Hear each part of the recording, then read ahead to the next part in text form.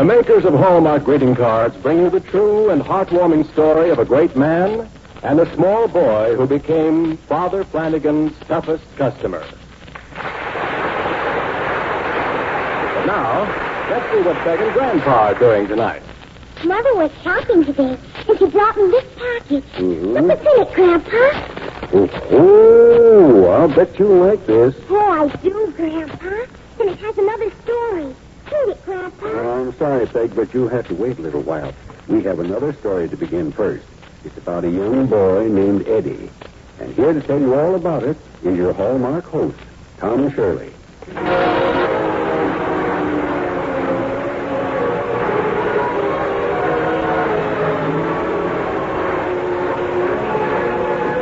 Good evening, ladies and gentlemen. Have you ever met a really bad boy? You may think you have. But I'll wager you've never met any brat to compare with the fire-breathing little demon in our story tonight. That's Eddie.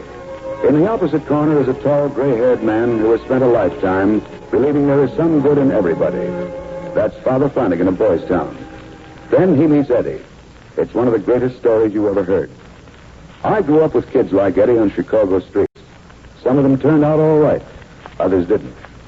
But before you meet Eddie, I'd like to tell you about the boy who's playing his part. His name is Eddie, too. Eddie Bruce, another little brat who, since he was 4, has been stealing scenes from veteran actors in the theater. Incidentally, one of the best kid actors on the air. If you like kids as I do, especially the underdog, you're in for a real thrill as the makers of Hallmark greeting cards bring you on the Reader's Digest radio edition a two-fisted little guy with a chip on his shoulder, Father Flannagan's toughest customer.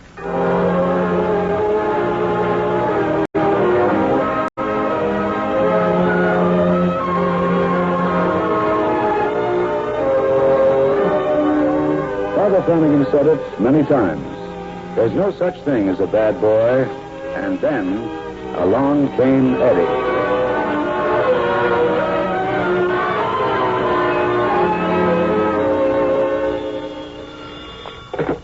Hello? Hello, Father Flannagan. Yes? This is Sheriff Hosey calling from Springtown. You got room for another boy right away? Why, yes, I believe so. Where is he? In jail. Oh, I see. He's a desperate character, Father. Robbed a bank and held up 3 stores with a revolver. I hate to ask you to take him off our hands. That's all right, Sheriff. We'll be glad to take him. How old is the boy? 8.5. He's what? 8.5 years old, Father. But you said he'd robbed a bank. Don't let his age fool you. He's all I said he was, and more. Will you take him? Well, if I can't manage an 8.5-year-old boy by this time, I ought to quit. Bring him on, Sheriff. By all means, bring him on.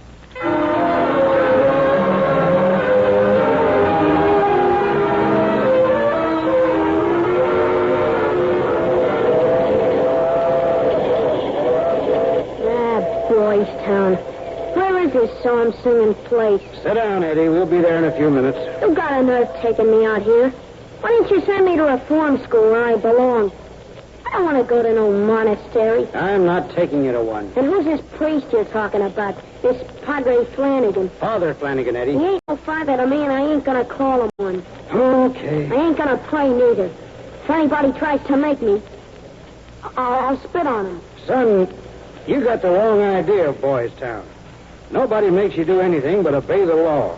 And the boys run the whole show. Yeah? I thought you said there was nuns teaching school. Well, the sisters do teach school, You but see? The place is full of nuns and priests. the place is full of boys, Eddie. Boys like you that never learned how to behave. I know how to behave all right. And if old man Flannagan thinks he can teach me to sing in the choir, he's got another guest coming. You wait and see, Sheriff. They ain't gonna make no monk out of me.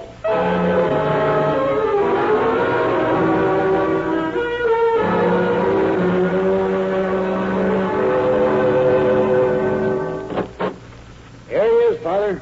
The kid himself. Well, how do you do, young man? Come in and sit down, won't you? I ain't tired. Very well. You may stand if you like. I want to smoke. That's what I want to do, smoke. All right. What do you have? Cigar or pipe? Don't be funny. I ain't afraid of you. I'm certainly glad you're not, Eddie. You wouldn't get along very well if you were. We ain't gonna get along anyhow. I don't like you. You see what I mean, Father? He's a tough customer. Well, I am too, Sheriff. We ought to make a good team. In a pig's eye. Pipe down, you little squirt. I've got a good mind to turn you... Leave him alone, Sheriff. He'll be all right. Oh, this little devil isn't human. There's no such thing as a bad boy, Sheriff. Well, I hope you're right. Anyway, there's a complete report on him right here in this envelope. And if you need me for anything, you know where I can be reached. Yes, I have the address. Thank you ever so much for bringing Eddie out here. Thank you for taking him. So long, Eddie. So long, Flatfoot. Goodbye, Sheriff. Goodbye, Father. And good luck. You're going to need it. What do you think about that, Eddie? Am I going to need good luck? You want it straight? Yes. Well, I think you are.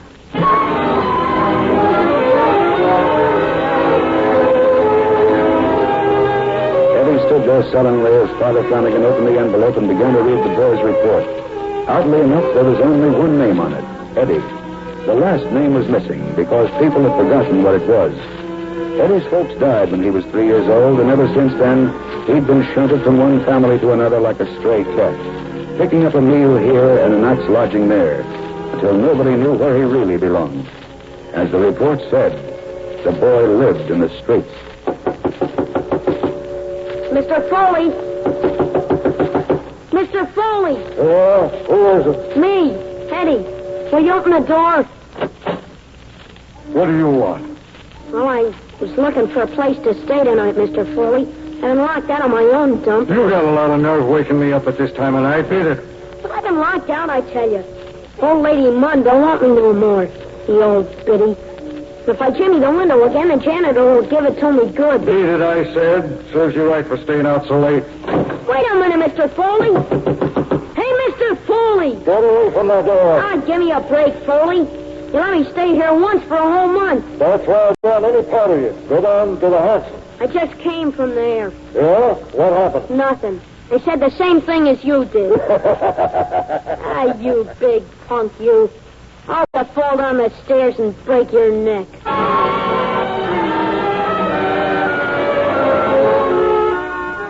At the age of 8, Eddie was like a little animal, hard and tough and mature beyond his years.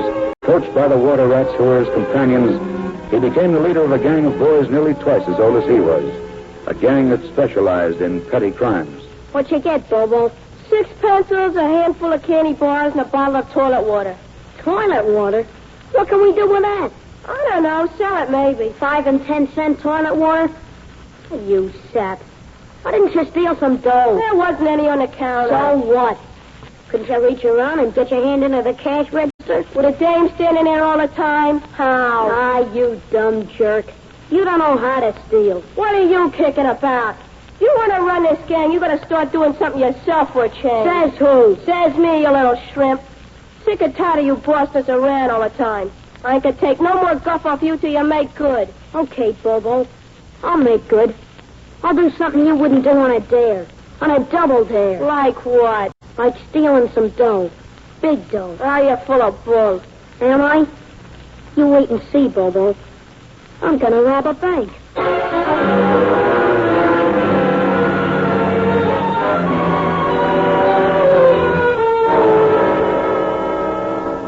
Hiya, Bobo. Oh, big stuff. You done something yet?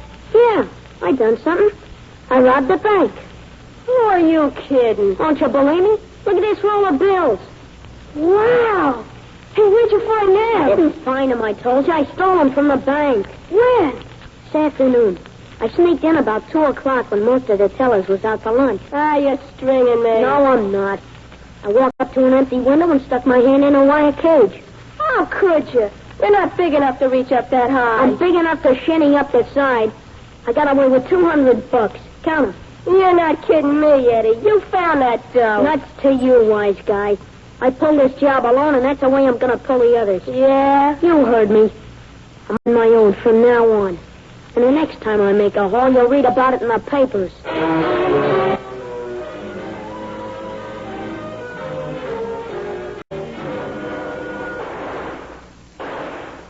Eddie, what are you doing out here? Learn how to shoot a gun.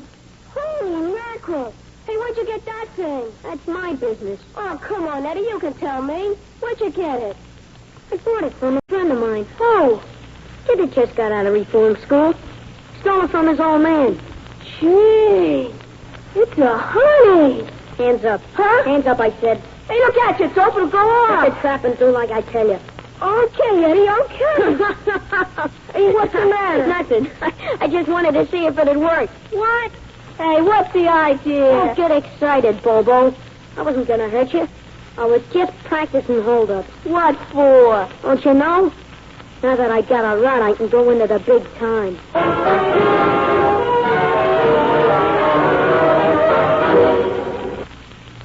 Stick 'em up, mister. Don't make a sound or I'll let you have it. Now, that's the idea. Now back up against the wall and let me get at that cash register. Okay, Levinson, get 'em up. This is a real gun and I know how to use it.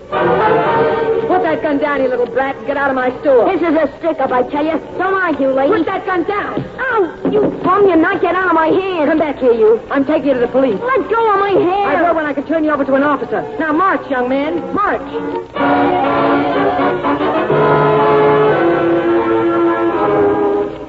That was the sheriff's report. Father Flannagan folded it carefully and laid it down on his desk. Then he looked up at the villain of the piece, the surly young kid who stood in the center of his office.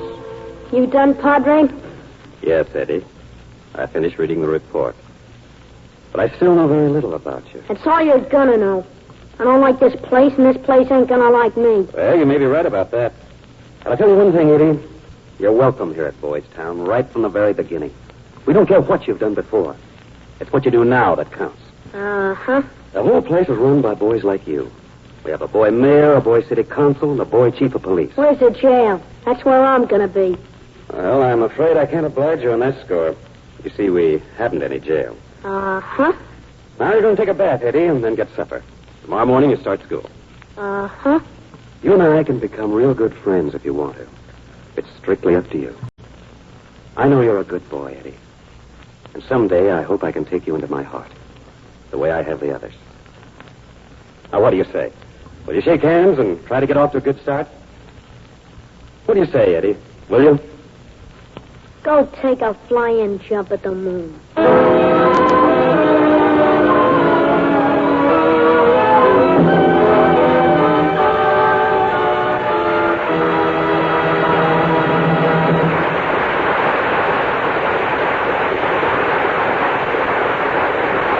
We'll be back in a moment with the second act of tonight's drama, presented by the makers of Hallmark greeting cards from the pages of the Reader's Digest, America's favorite magazine. But here's Grandpa and Peg again. Gee, Grandpa, Eddie sure is bad.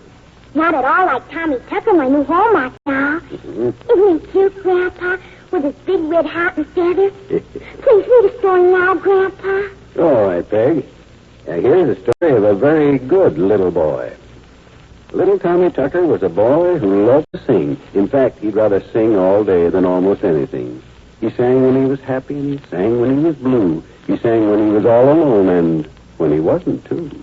And then one day, Tommy chanced to pass a little bakery shop, and seeing such good things to eat, he couldn't help but stop. Of course, he was too poor to buy a single thing, he knew, and just to stop and look a while was all he meant to do. But then, because he always sang no matter what, you know, he sort of sang a little song before he turned to go. And Tommy sang so sweetly that the baker clapped with joy and said, "Let me repay you. Here, just help yourself, my boy." So Tommy ate a cookie and then some pie and some cake and lots of other good things that the baker said to take. Then Tommy told the baker he was grateful as could be. And then the baker said, "Come back again and sing for me." So Tommy never worried about suppers anymore, because all he had to do was sing, just like he did before. And though the story doesn't say, it's pretty safe to bet that anywhere that Tommy is, he's probably singing yet. Yes, folks, that's the story of Tommy Tucker, and it's just a sample, for each Hallmark doll has its own delightful version of an old familiar story. Tommy Tucker is one of the 8 new Hallmark dolls. They're the latest idea in greeting cards, but more, they're 8 lovable dolls from the land of make-believe. Tommy Tucker, Cinderella, Boy Blue, Miss Muffet are a few. See all 8 Hallmark dolls tomorrow. They stand up, they're gay and colorful front and back, and all wear bright plumes in their hats. The price, only 25 cents each. See Hallmark dolls soon. Send them often to every youngster you know. Now, back to Father Flannagan's toughest customer.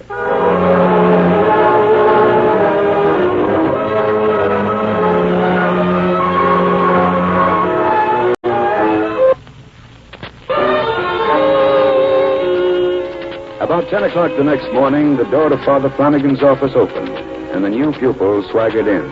His hair had been cut and neatly combed, and for the first time in many months, his shiny face was really clean. Yes, Eddie?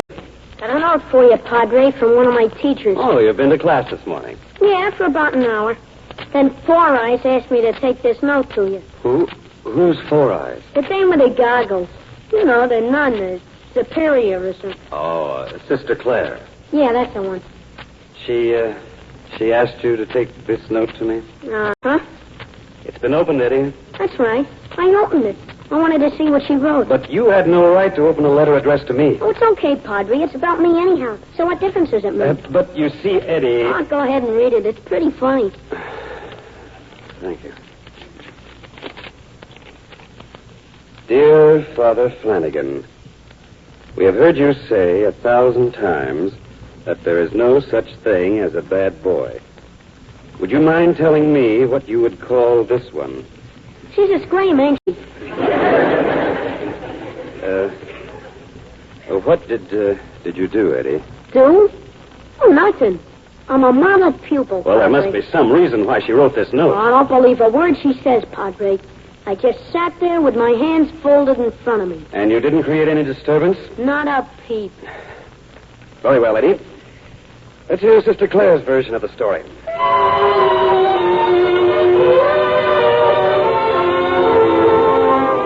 Sister Claire's version was a slightly different tale. At great length, she described how Eddie had sat quietly in his seat for almost an hour.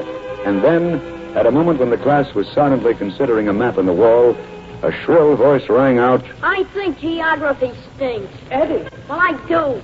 Who cares a rap about the South Pole and Africa and a lot of places I ain't never gonna go to? Why don't you show us where Alcatraz is? Get back in your seat, Eddie. What for? Why can't I stand up if I feel like it? Why can't I walk up and down the aisle? This is a free country. Boys, control yourselves. That's right, kiddies.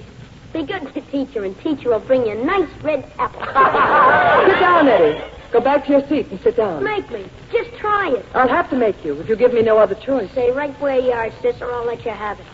Put that inkwell Don't down. make me laugh. Put it down, I said. Look out, lady. You're asking for... Don't you dare throw that Eddie, you've broken our plaster figure of Cicero. So what? I didn't like his mug anyway.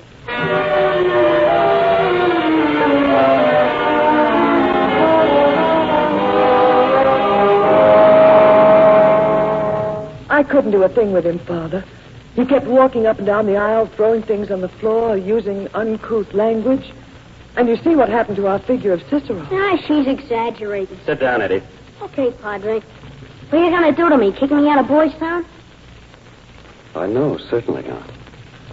After all, this was my fault. Your fault, Father. Well, in a way it was. You see, I never told Eddie he mustn't throw inkwells. But, Father... Of course, the laws of Boys Town have to be enforced. But Eddie must be given a fair chance to learn them first. You mean you ain't going to send me away from here? Well, whatever gave you that idea, Eddie? Oh, for crying out loud. Have you forgotten what I told you? What? You're a good boy, Eddie. A very good boy.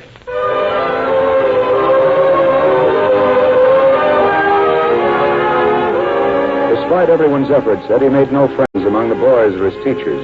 He refused to exercise in the gymnasium or take part in any of the recreational activities. And when they asked him to play baseball, he sneered, Who, me? Get a kick out of hitting a baseball after robbing a bank? Baseball is kid stuff.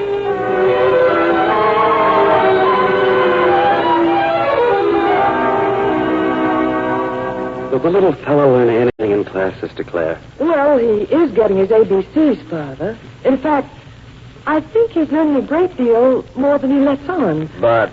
Well, you know what he's like. He's just eaten up with hatred for everything. Yes, I know. Still, there must be some way of reaching down into that warped little mind of his and turning it right side up. Is there anything you haven't tried, Father? No, not really. I've used up every rule in the book. And now? Now I'm going to have to throw the book away. Now I'm going to figure that boy out if I have to work on him like a problem in calculus. I'm going to understand him And I'm going to make him understand me. How, Father? By going fishing with him. By taking him to the movies. By eating hamburgers with him and hot dogs and playing pool with him, if that's what he wants. Oh, heaven help you, Father. I'm going to find the goodness in that boy if I have to turn him inside out. I'm going to spoil him, Sister Claire, until he pours out his heart to me. The little devil, I'm going to spoil him with love.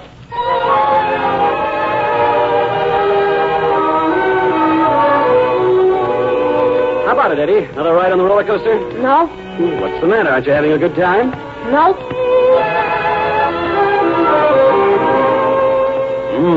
Yeah, these hot dogs are delicious, aren't they, Eddie? They stink. What? I thought you were crazy about them. I am, when I'm alone. And next Thursday, I'll take you to the movies again. Don't bother. What do you mean? Don't you like me to take you to the movies? Listen, Padre, there't only one place I'd like you to take me. To a railroad station.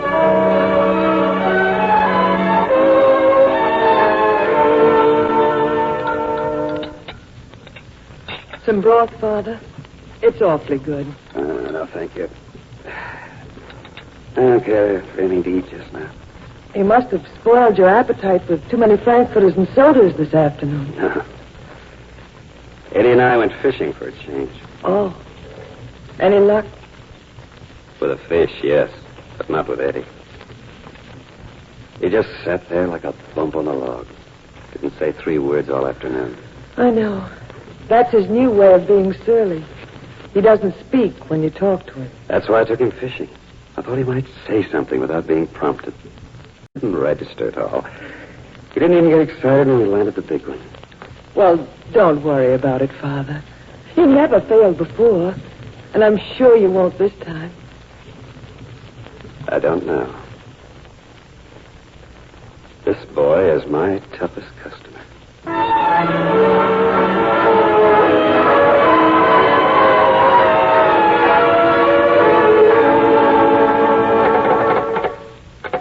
Hello, operator. I'm still waiting for that long-distance call to Sheriff Hosey in Springtown. Yes, this is Father Flannagan. All right, operator. I'll hang up and wait for you to call me. Come in. Well, good morning, Eddie. What's good about it? Oh, many things. You came to see me. You knocked on the door like a gentleman. And I just put in a call to Sheriff Hosey. What do you want with him? Well, I thought I might want to send for him, Eddie. After all, things haven't worked out too well for you here. There's some other place where you... Look, Padre, I want to have it out with you. By all means, son. What's on your mind? You're a phony, Father Flannagan. What's that? A fake, a bull thrower, a two-timing phony. Now, look here, Eddie. Don't give me that innocent look. I'm on to you this time. I'm wise to your racket. What racket? What are you saying? You've been trying to get around me, Padre. You've been giving me a song and dance for almost 6 months now. And I pretty near fell for it. I would have fell for it if you was on the level, only you're not. What makes you think so? I figured it out last night. You've been doing these things to make me behave myself. You don't really think I'm a good boy. I know you're a good boy. And I know you're a phony. Look here, Eddie. You better prove what you say or shut up. Okay, I can prove it. I can prove it right now. I just kicked Sister Claire in the shins. What do you think of that? I still think you're a good boy. What did I tell you? I kick a dame in the shins and you say I'm a good boy. Don't that prove you're a phony? No, Eddie. It might seem that way according to your logic, but not according to mine. What is a good boy, Eddie? No, Now listen to me. A good boy is an obedient boy, isn't that right? Yeah. A boy who always does what his teachers tell him to do. Yeah. Well, that's all you've ever done, Eddie. You've always obeyed your teachers. The only trouble is you've had the wrong ones. Huh? Wharf rats and bums on the street corner. Those are the teachers you've obeyed. You've done every wrong and rotten thing they've taught you to do, and you're still doing them. What's that got to Get do with you? yourself some new teachers, boy. The ones you had before don't care a hang about you, but we do. We can make a man out of you, Eddie. The kind of man you'd like to be. I don't know what I'd like to be. And give us a chance to show you.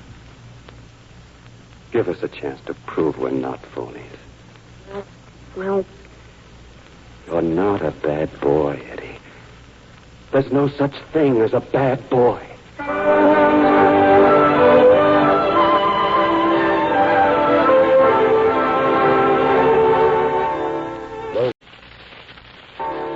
Those simple words of unarguable truth shot like a bolt through the charged atmosphere of the room.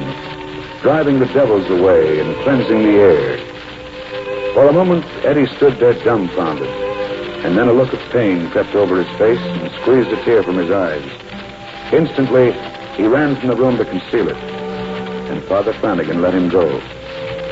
But that afternoon, on the baseball field, the Boys Town squad had a new recruit. Well, hello, Eddie. Hello, Father. Going to watch us practice this afternoon? Yeah. Might do that. Might even practice with you if there's an extra glove around. Oh, fine. I'm sure I can scrape up another glove. Yeah. I've been thinking it over, Father.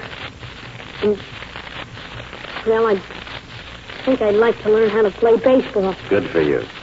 I'd like to learn a lot of other things, too, Father. Really? Yeah. And this time, I think I got the right teacher.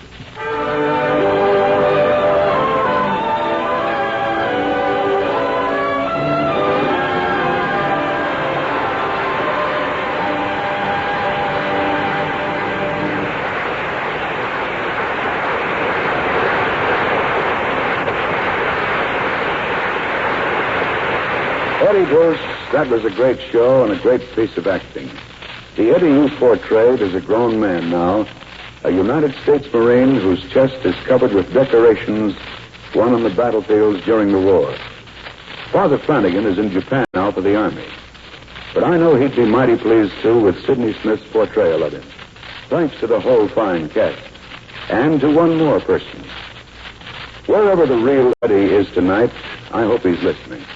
It was his story, and I think it's going to make a lot of people feel pretty good about kids everywhere.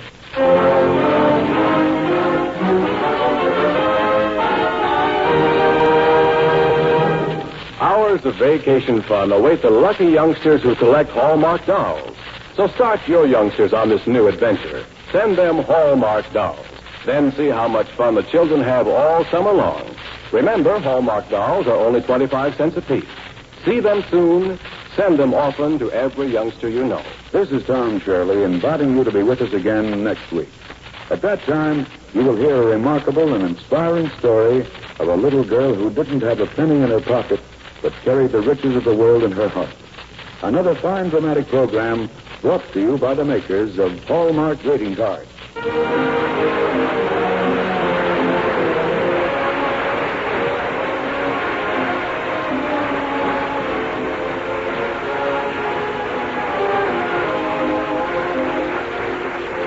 Father Flanagan's toughest customer was dramatized by Robert Sloan from Fulton Owsley's article in the Reader's Digest, America's favorite magazine. The Hallmark program was directed by Mark Sloan, with music especially composed by Jack Miller. This is Ron Rawson speaking for the makers of Hallmark greeting cards. Buy Hallmark dolls where you buy Hallmark cards. Remember, a Hallmark card will best express your perfect taste, your thoughtfulness.